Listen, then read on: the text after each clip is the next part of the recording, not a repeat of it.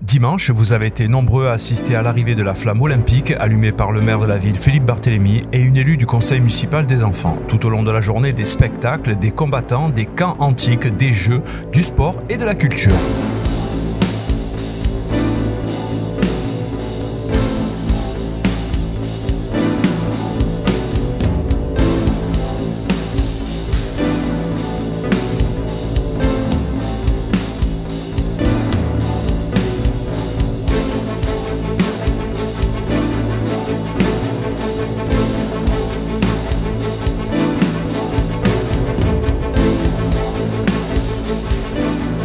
Sur les Jeux Olympiques à Saint-Cyr, en tout cas c'est une première aujourd'hui à la Madrague d'une série, puisque nous avons prévu d'ici au mois de juin prochain 5 manifestations, 5 temps forts, avec chaque fois des animations pour la jeunesse et pour la culture.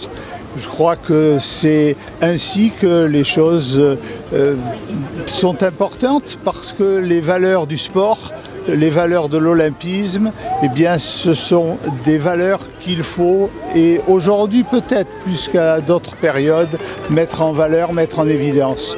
Et tous les jeunes qui sont là autour de nous, eh bien, font qu'on peut être fier de la jeunesse saint-cyrienne. Oui, c'est de la culture, comme dans les Jeux antiques, où il y avait des épreuves de poésie, de théâtre, de comédie, et bien sûr les épreuves sportives. Et donc nous avons avec Pascal reconstitué cet ensemble de culture et de sport.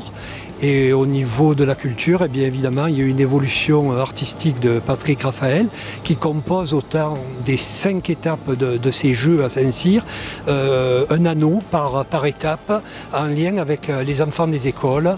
Il applique sur chaque anneau les idées que les enfants ont émises dans des groupes de travaux qui se font au fil des semaines avec toute l'équipe du Centre d'art en médiation.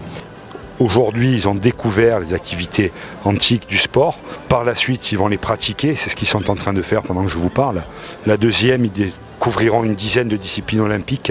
La troisième journée sera sur l'axe fort, le handicap. La quatrième journée sera derrière nous au Lec, mettra en valeur un espace naturel et permettra la découverte et la pratique des disciplines aquatiques et nautiques. Donc il y aura du surf, il y aura de la voile, il y aura de la natation.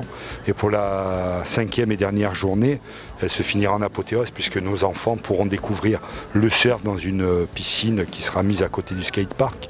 Découvriront aussi les disciplines additionnelles autres que le surf, que sont le breaking, donc à savoir le breakdance plus communément appelé.